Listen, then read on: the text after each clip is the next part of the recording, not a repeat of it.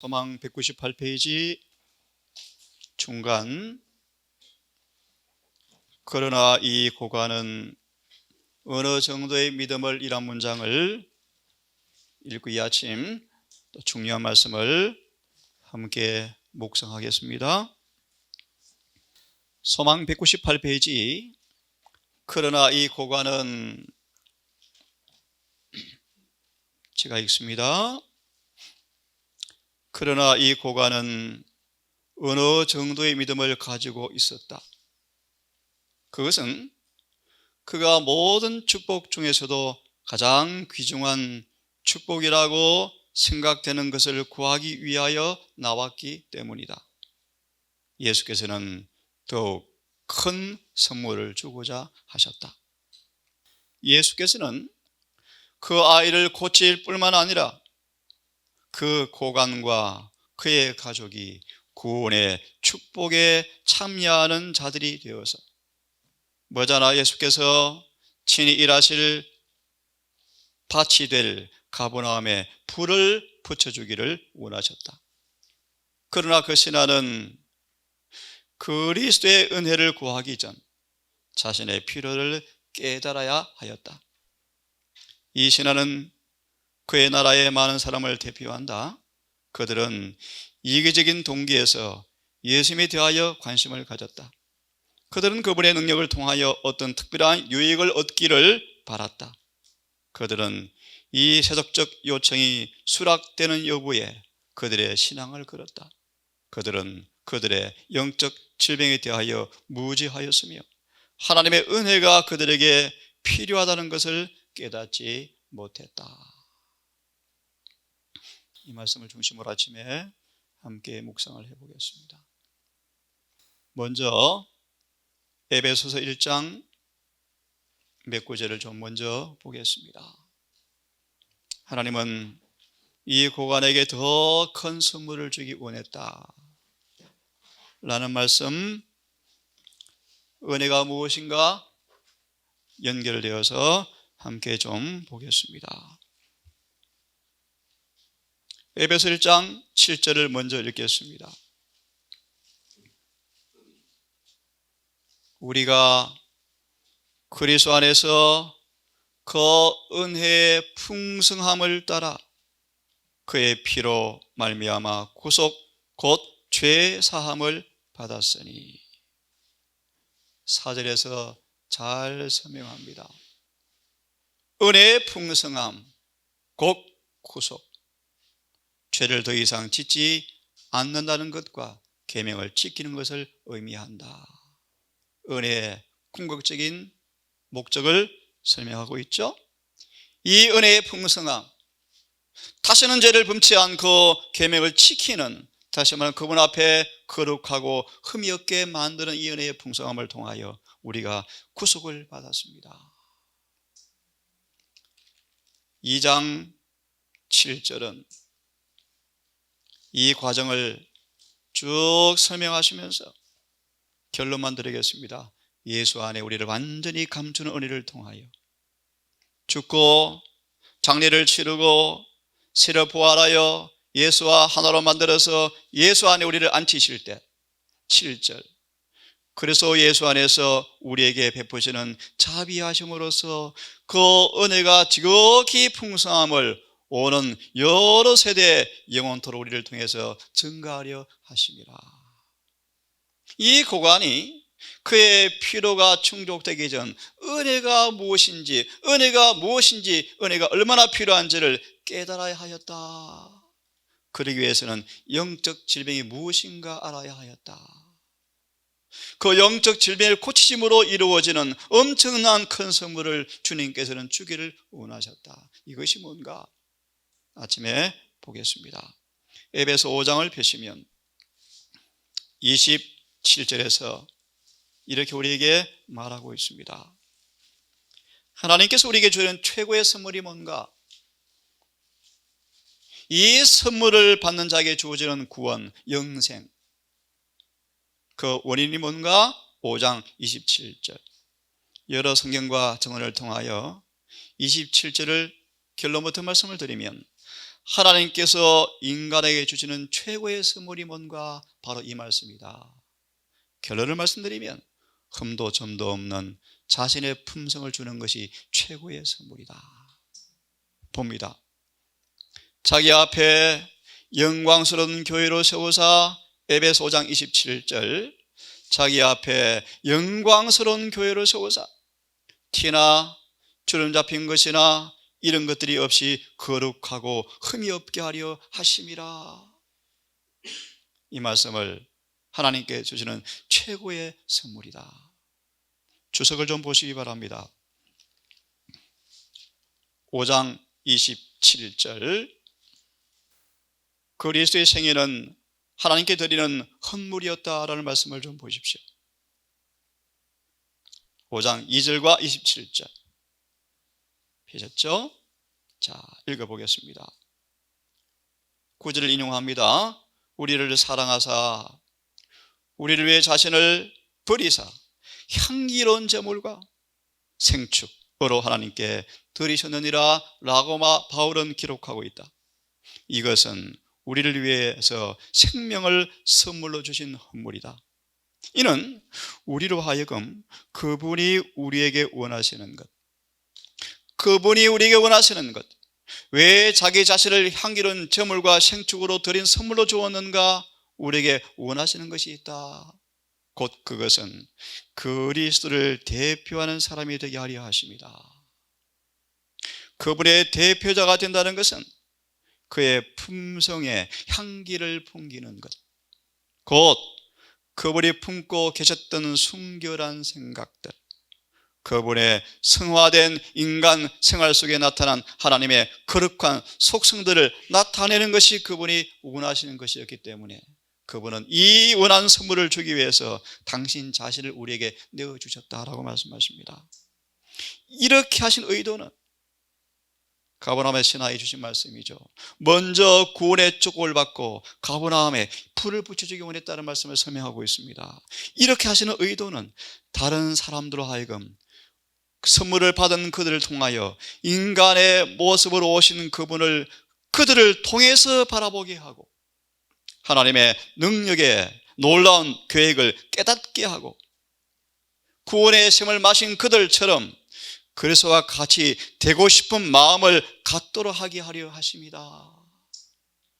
가버나움에게 이 선물을 받게 하고 이 놀라운 선물을 먼저 소개함으로 가버나움의 전도회 발판을 마련코자 하셨다. 이것이 주님의 원하시는 선물이었다고 말씀하십니다.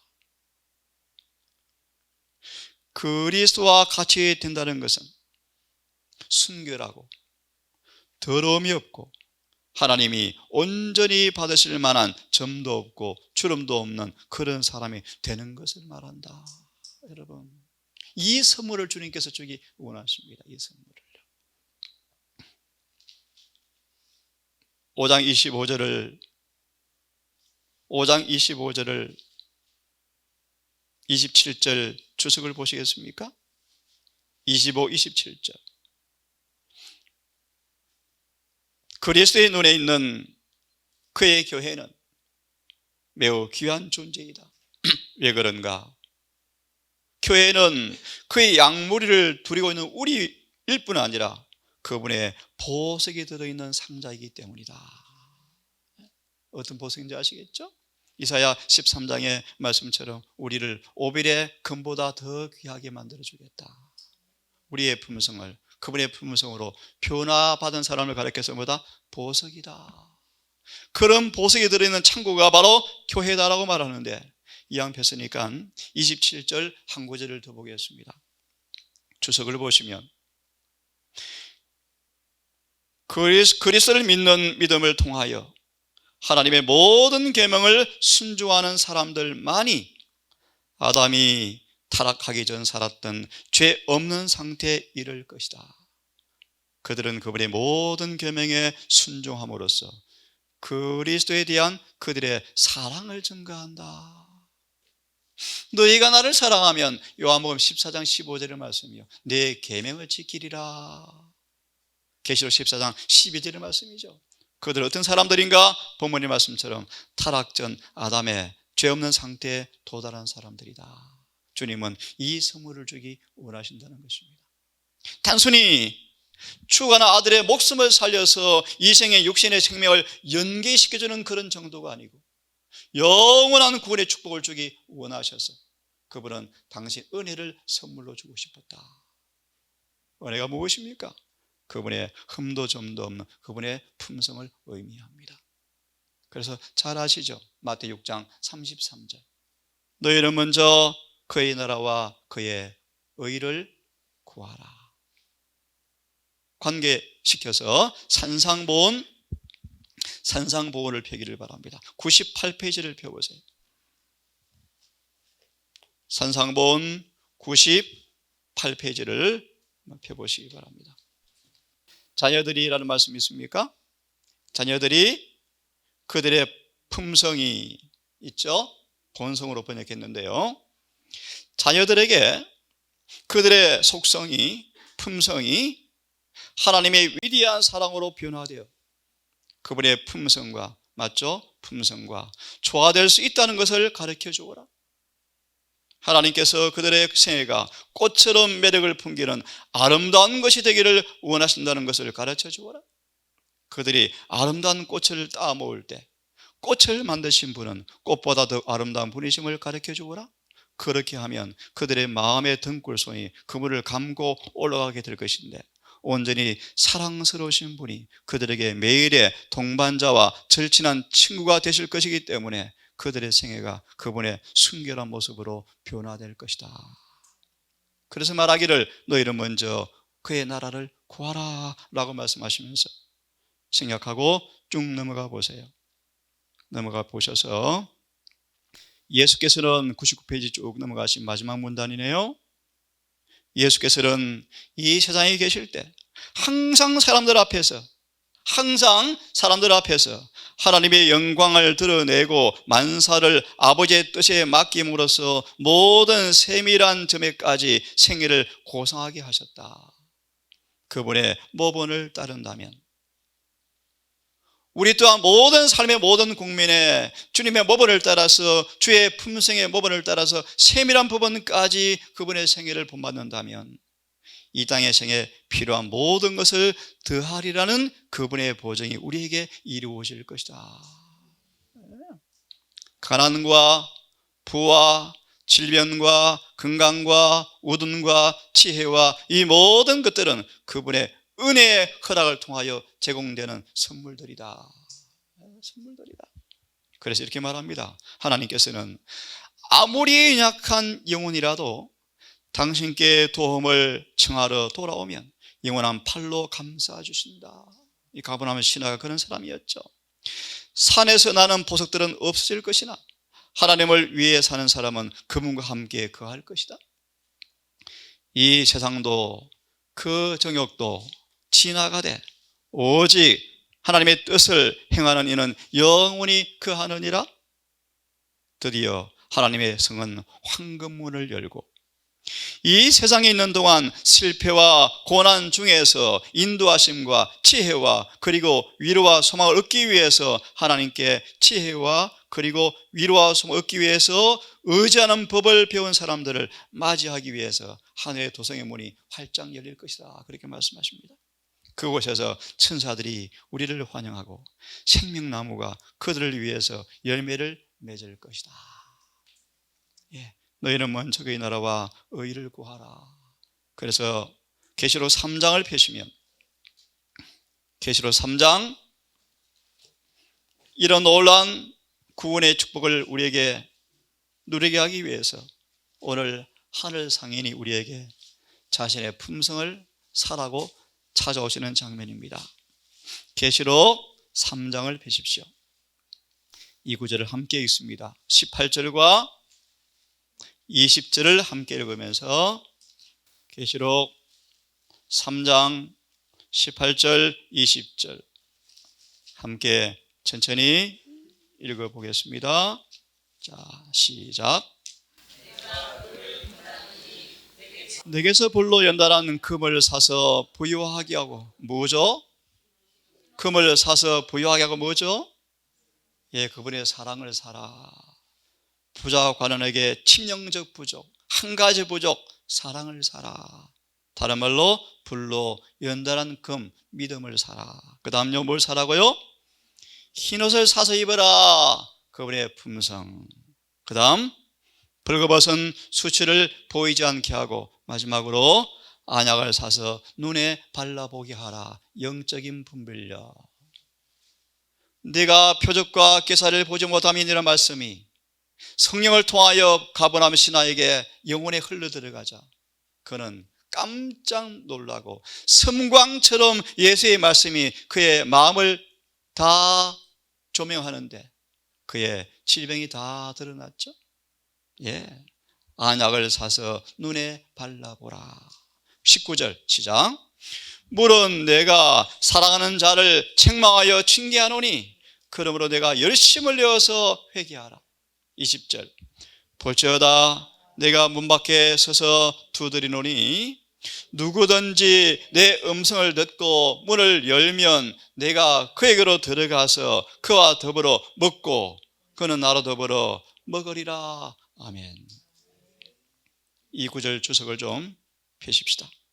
3장 18절 20절에 귀중품들을 가득 실은 상인이, 한번 읽겠습니다. 이 말씀을.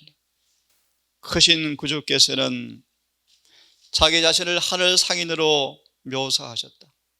그는 귀중품들을 가득 싣고 이 집 저 집 다니면서 호소하시고 그의 값진 상품들을 내어놓고 사라고 하신다. 돈 없이 값 없이 사라고 내미시죠, 그죠? 그래서 마음을 마한다고요? 두드리신다. 주님은 그대의 마음속에 들어가기를 원하시며 간절히 바라시며 마음을 두드리신다. 이는 그분이 그대 영혼에 값진 영적 보화를 나눠주시고자 합니다. 그분이 장님이 되어버린 그대의 눈에 기름을 바르시는 것은 하나님의 율법에서 하나님의 거룩한 품성을 발견하고 율법의 의의를 깨닫고 그분의 사명을 깨닫고 드디어 완전한 품성에 참여케 하는 말씀을 연결해 보기를 바랍니다. 눈을 밝게 해서 율법에서 그분의 거룩한 품성을 발견하고 참으로 불로 연단된 금이 되는 그리스도의 사랑을 깨닫게 하기 위해서 지금도 문을 두드리신다. 그 다음 문단을 보시면요, 예수님은 집집마다 다니시면서 영적 보화를 나눠주기 원하시는데 눈으로 확인하시고 세 번째 줄을 보세요. 하늘의 상인으로서 자신의 보화를 풀어놓으시고 장사를 하십니다. 그죠? 호소하시죠. 사라고요. 그래서 이렇게 말합니다. 그분이 내밀고 계신 금은 찢기가 없는 금으로서 오빌의 정금보다 더 귀한 것인데 이는 그것이 믿음과 사랑이기 때문이다. 믿음과 사랑을 우리에게 주기를 그렇게 원하십니다. 우리 영혼에게 입히라고 호소하시는 흰 옷은 그래서 자신의 의의 두루마리이다. 바라는 기름 안약은 그의 은혜의 기름으로서 눈이 멀어 어둡게 된 영혼에게 영적 시력을 줄 것이며 이로 말미암아 그는 하나님의 성령께서 하시는 일과 원수의 영이 하는 일을 구별할 수 있게 되어진다. 그대 문을 열라. 고 크신 상인이시고 영적 보화를 가진 그분께서 말씀하신다. 나와 거래를 좀 하자. 내 물건을 좀 사라 라고 고민하시는 자는 나 곧 나의 구속자라고 주님께서 말씀하신다.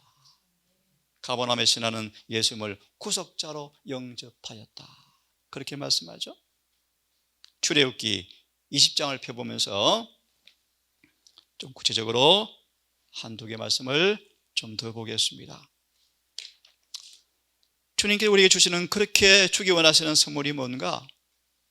출애굽기 20장 1절과 17절을 주석하고 있는데요,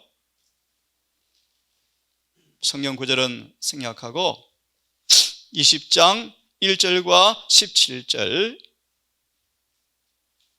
한참 가시면 이런 제목이 있습니다. 알려진 거룩함. 알려진 거룩함. 이스라엘을 홍해를 통하여 불러내신 다음 시내산에서 그분께서 언약을 맺어요. 뭔가 내가 나의 품성을 선물로 줄게. 십계명에 나타난 하나님 자신의 품성을 선물로 준다라는 메시지가 시내산의 언약이었습니다. 보겠습니다. 알려진 거룩함. 우리가 말라기 3장처럼 4장처럼 십계명을 순종해야 한다는 것이 세상에 보내는 마지막 자비의 기별의 요지가 되어야 한다. 세천사의 기별이죠, 그죠? 들어봤습니까? 공주의 날은 천사는 율법을 선포하고 있는데, 놀란 말씀이요. 왜요? 그 율법을 선포하는 세 천사가 동시에 복음을 선포하는데 왜 그것이 영원한 복음인가? 복음은 인간들로 하여금 율법을 순종하게 만들어주기 때문이다. 그렇게 말씀하죠? 돌아와서 다시 읽습니다.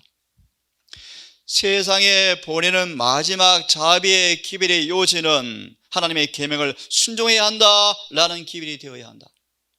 하나님의 율법은 새로운 것이 아니다.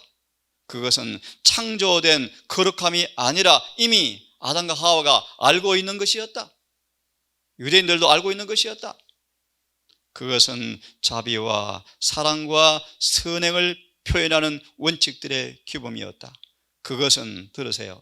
타락한 인간에게 하나님의 품성을 선물로 주고 인간 모든 의무를 분명히 말해주는 것이다. 십계명은 우리의 몸이 너의 선물이야, 선물 좀 보라는 것입니다. 근데 우리는 선물을 귀찮아하죠. 힘들어하죠. 안 받고 싶어하죠. 힘써 자신의 의를 주장함으로 하나님의 의를 거절한 사람들이 유대인들이었죠. 이왕 폈으니까 그 다음 말씀 하나 드리고 싶습니다. 십계명 10가지 약속. 십계명 10가지 약속.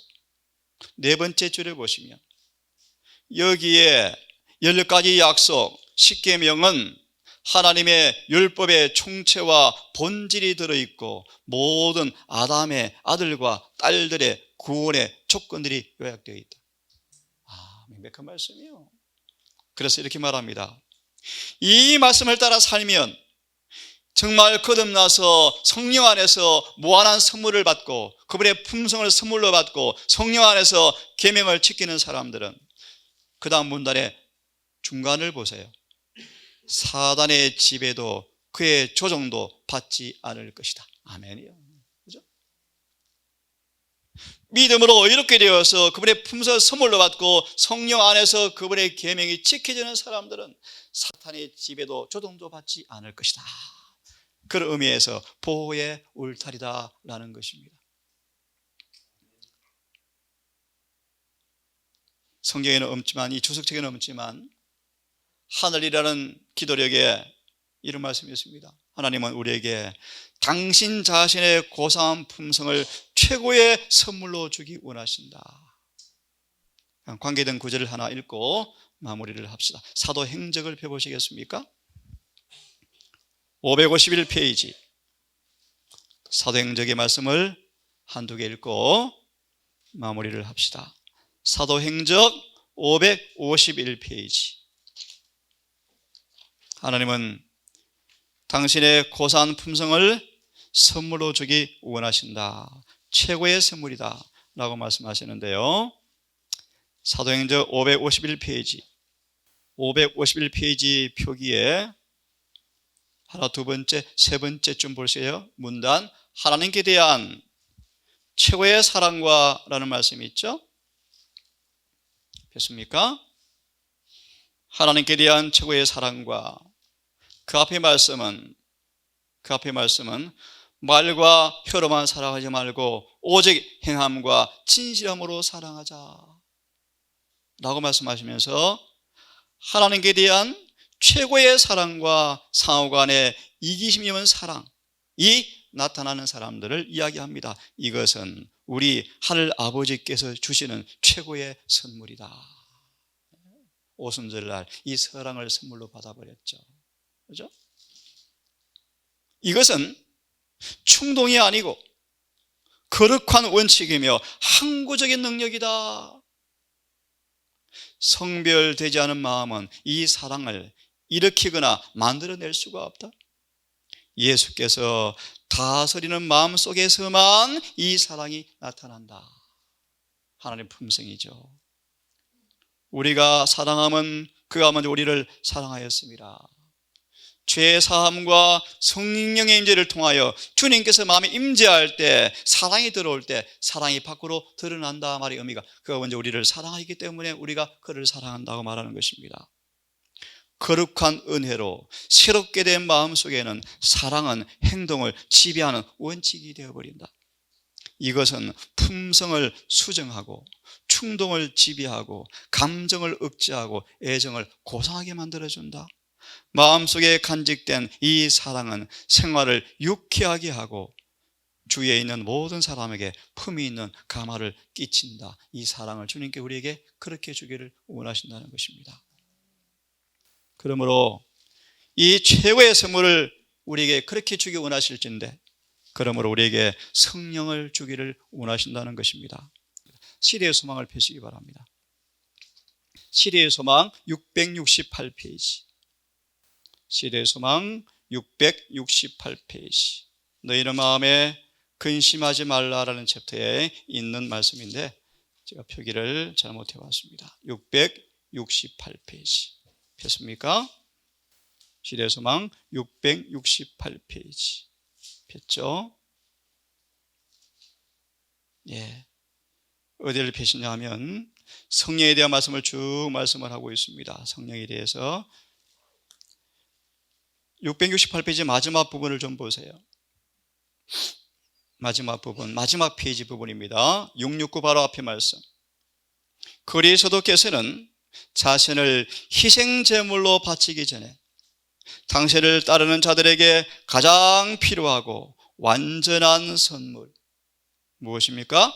즉 그들이 도달할 수 있는 은혜의 무한한 근원이 될 선물을 주려고 노력하셨다. 뭐라는 것입니까? 성령.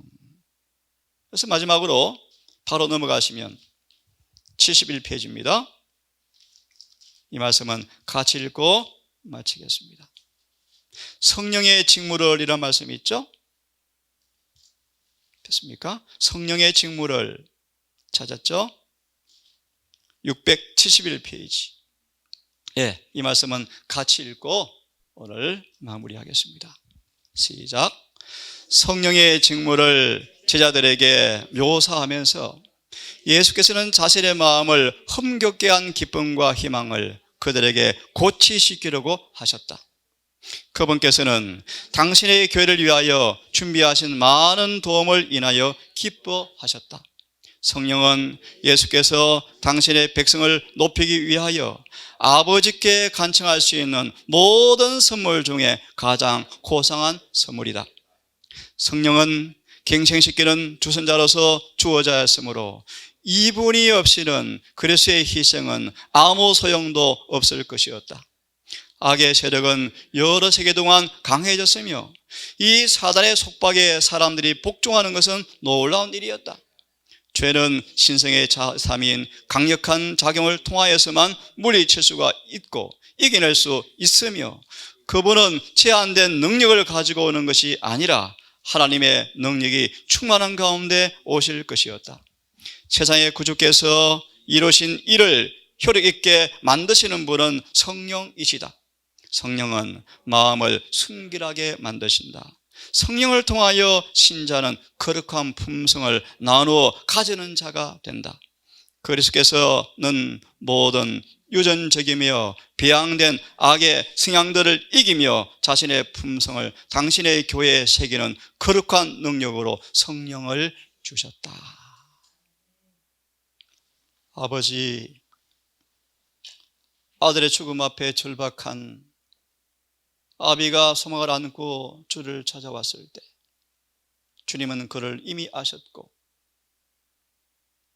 더 큰 승물을 주기 원하여서 그의 심령의 부패를 드러내시고 영적 질병을 드러내셔서 단순히 아들의 죽음에서 구원받는 육신의 생명이 아닌 자신과 아이와 온 가족이 영원히 죽지 않는 구원의 복을 받기를 원하셨고, 놀라운 이 구원의 선물을 나누어주는 주님의 동역자로 삼기를 원하신 까닭에 그 아브라함의 신화를 다루신 주님의 행적을 우리가 보게 되었습니다. 하나님, 고사한 선물, 최고의 선물이 무엇인가를 보았습니다. 이 선물을 선물일진데 우리가 받지 못하는 까닭이 무엇이겠습니까?